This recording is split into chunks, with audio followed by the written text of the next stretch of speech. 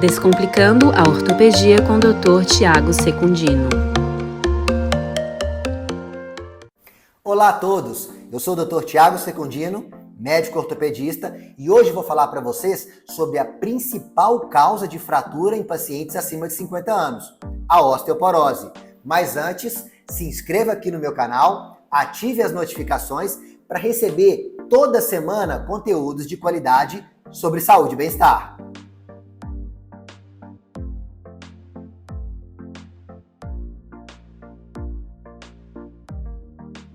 O que é osteoporose? A osteoporose é definida como uma doença metabólica do nosso esqueleto, caracterizada por alterações na arquitetura do tecido ósseo, que comprometem a sua resistência e qualidade, predispondo ao aumento do risco de fratura. Para explicar de uma forma mais clara, é preciso entender como funciona o metabolismo do osso, e eu vou fazer um resumo dele aqui agora para vocês. Nós temos dois tipos principais de células que vão atuar no tecido ósseo. Um tipo de célula vai promover o aumento da quantidade de cálcio no osso, deixando sua matriz mais densa e forte, chamada de osteoblasto. E outro tipo de célula que vai diminuir a quantidade de cálcio no osso, deixando a sua matriz menos densa e mais frágil, chamada de osteoclasto. Até os 30 anos, existe uma produção de massa óssea maior do que a reabsorção. Dessa forma, fazemos uma reserva, uma poupança de osso. A partir dos 30 anos, o processo de reabsorção óssea começa a superar o de produção do osso. Nesse momento, começamos a consumir o nosso estoque de massa óssea. Quando o nosso estoque ósseo fica baixo, chamamos de osteopenia. E quando o estoque está crítico, chamamos de osteoporose. Qual a importância da osteoporose? A osteoporose é a principal causa de fratura na população acima dos 50 anos. As fraturas por osteoporose ocorrem mais frequentemente na coluna vertebral, no punho e no quadril. As fraturas do quadril são as mais graves e aumentam a taxa de mortalidade em até 30% nos 2 anos seguintes à fratura. Além disso, mais da metade dos pacientes que sobrevivem a uma fratura do quadril são incapazes de terem uma vida independente, e muitos deles necessitam de viver em ambientes institucionalizados. Quais são os tipos de osteoporose? Existem 3 tipos da doença. Osteoporose pós-menopausa acomete apenas mulheres e aparece após a menopausa, por conta da diminuição do estrogênio, que é um hormônio feminino importante para a saúde óssea. Osteoporose senil acomete pessoas acima de 70 anos, tanto homens quanto mulheres, por conta do envelhecimento natural dos ossos. Como eu expliquei, quando após muitos anos você reabsorve mais osso do que forma e já usou o seu estoque, a sua reserva de osso cai. Osteoporose secundária pode ocorrer em qualquer idade como consequência de alguma doença, como insuficiência renal, mieloma múltiplo ou por alterações hormonais, devido à doença de Cushing, doença da tireoide, diabetes mellitus, ou ainda pelo uso crônico de certas medicações, sendo a principal delas os corticoides, muito usados em doenças reumatológicas ou por pacientes transplantados. Outro tipo de osteoporose secundária é a que ocorre por desuso, sendo comum nos casos de imobilização prolongada pós-fraturas e pode se generalizar quando o corpo todo fica inativo, por exemplo, após acidentes graves com lesão na medula da coluna vertebral. Quais são os principais fatores de risco para osteoporose? Fatores de risco são condições que favorecem o aparecimento de alguma doença. No caso da osteoporose, essas condições são: menopausa. Com a interrupção da menstruação, ocorre diminuição dos níveis de estrogênio, hormônio feminino que é fundamental para manter a massa óssea. Envelhecimento. A perda de massa óssea aumenta com a idade. Causas genéticas. A osteoporose é mais frequente em pessoas com antecedentes familiares da doença, principalmente a mãe. Dieta pobre em cálcio. O cálcio é fundamental na formação da massa óssea. Sua obtenção a partir da alimentação é imprescindível para prevenir a osteoporose. Excesso de fumo e álcool. Tem-se observado maior incidência de osteoporose em pessoas que consomem excesso de álcool e fumo. Imobilização prolongada e sedentarismo. O exercício físico constitui um importante estímulo para a formação e fortalecimento dos ossos. Grandes períodos de imobilização por doença e o sedentarismo podem levar à osteoporose. Medicamentos. Alguns medicamentos, como os corticoides principalmente, em tratamentos de longa duração, favorecem a redução da massa óssea. Baixo peso também é um fator. Quais são os sintomas e como a osteoporose é diagnosticada? Infelizmente, a osteoporose é uma doença silenciosa, ou seja, não causa sintomas. Isso faz com que muitos pacientes tenham um diagnóstico apenas após uma fratura patológica. Dessa forma, ela deve ser ativamente investigada, com a realização da densitometria óssea em mulheres a partir da menopausa ou em pacientes acima de 70 anos de idade. A densitometria avalia a densidade óssea do paciente e compara com a densidade óssea de um paciente jovem. Dessa forma, esse exame pode apresentar 3 resultados diferentes. O primeiro, densidade óssea normal, se houver uma perda de massa óssea de até 10% quando comparado com a população normal. Osteopenia é a condição entre o osso normal e a osteoporose, chamada de diminuição da massa óssea. É quando o resultado mostra uma perda de massa óssea entre 10% e 25% quando comparado com a da população normal. E osteoporose, quando existe uma perda de massa óssea maior do que 25%.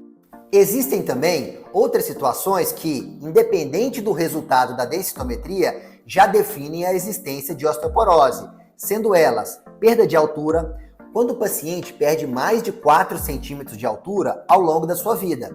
Isso já define a existência de osteoporose. A perda de altura ocorre devido ao achatamento de múltiplas vértebras na coluna vertebral, ocasionados pela perda de densidade óssea. Fraturas osteoporóticas. A ocorrência de fraturas por fragilidade também já define que o paciente é portador de osteoporose. Porém, são só consideradas fraturas osteoporóticas as que ocorrem após quedas simples. Fraturas que ocorrem através de acidentes de carro, quedas de altura, que são traumas de alta energia, não são consideradas fraturas osteoporóticas. É possível prevenir a osteoporose?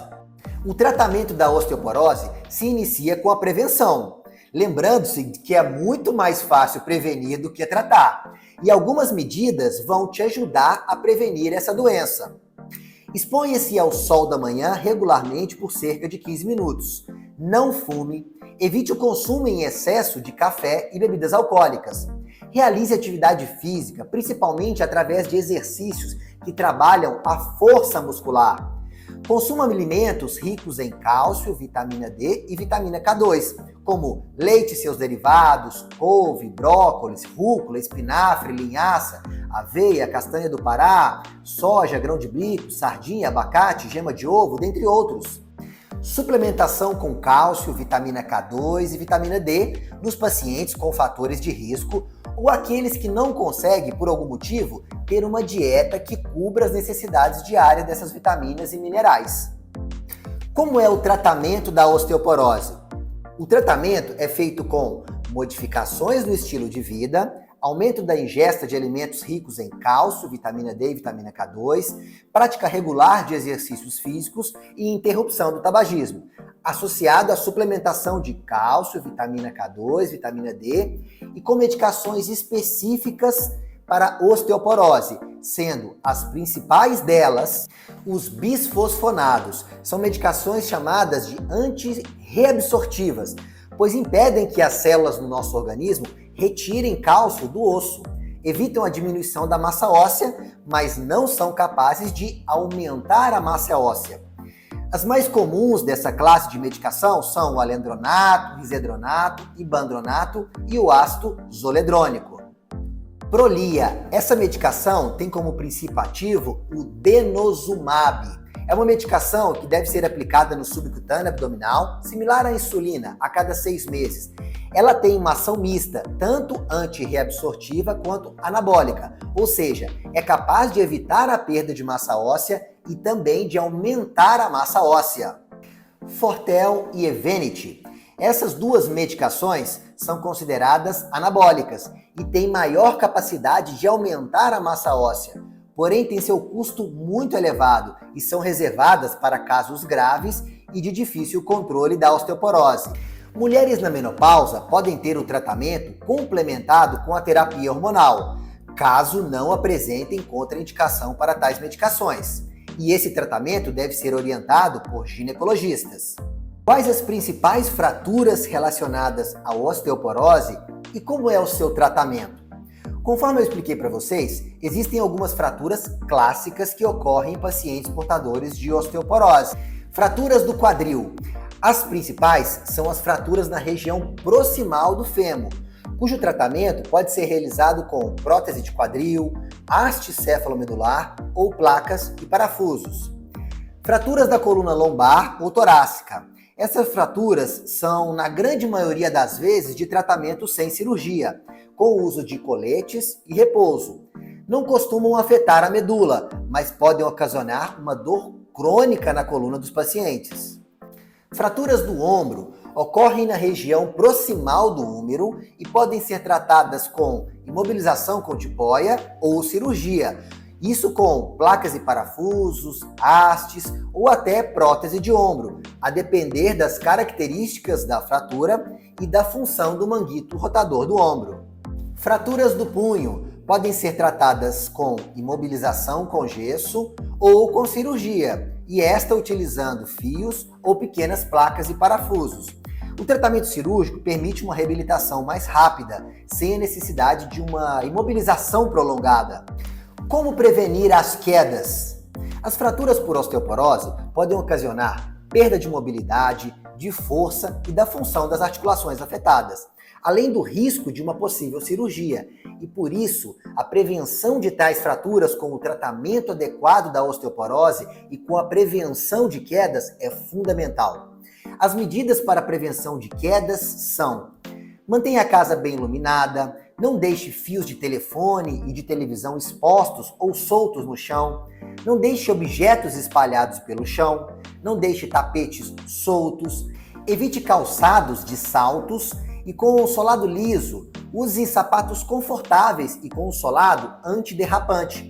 Não insere o assoalho, pois isto torna o chão escorregadio. Não ande em locais pouco iluminados e com o chão molhado. Utilize corrimão dos dois lados e não coloque tapetes nas escadas. Não guarde objetos em prateleiras altas. Coloque o banco de plástico dentro do box para sentado, lavar os pés e use ducha móvel. Coloque barras de segurança no banheiro. Se possível, tenha um piso antiderrapante na cozinha e no banheiro. Coloque corrimões e barras de apoio próximo à cama, ao vaso sanitário e dentro do box do banheiro. Quando acordar à noite, espere alguns minutos antes de levantar para ir ao banheiro ou tomar água, principalmente se estiver utilizando remédios que pode provocar tontura. À noite, tenha sempre uma lanterna no criado mudo.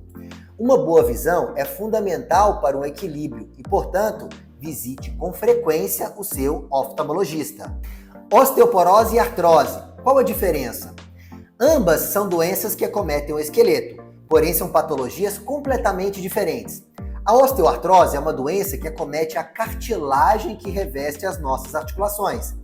Ela é um desgaste que acontece nas nossas juntas, causando dor, perda de movimento, deformidade e que acomete o osso de uma forma secundária. Já a osteoporose, como eu expliquei anteriormente, é uma alteração na estrutura do osso que começa a perder mineral, vai enfraquecendo, ficando mais poroso, mais oco e que vai adquirindo maior risco de sofrer uma fratura, com traumas simples que não conseguiriam quebrar o osso com uma estrutura normal. Qual a importância da vitamina D e da vitamina K2 para a saúde dos ossos? A principal importância da vitamina D para os ossos é que ela auxilia na absorção intestinal de cálcio, contribui para a homeostase, que é o equilíbrio de cálcio no organismo, e participa do metabolismo ósseo, sendo fundamental para a manutenção e regeneração óssea. Já a principal importância da vitamina K2 é evitar que o cálcio adquirido na dieta e na suplementação se acumule nas nossas artérias, causando calcificação das mesmas e riscos ao coração. Essa vitamina, ela retira o cálcio acumulado nas artérias e leva esse mineral para os ossos, que é onde ele realmente deve estar. Pessoal, então é isso. Espero que com o conteúdo apresentado nesse vídeo, vocês cuidem melhor da sua saúde óssea e espero você semana que vem para mais conteúdos de qualidade sobre saúde e bem-estar. Até lá!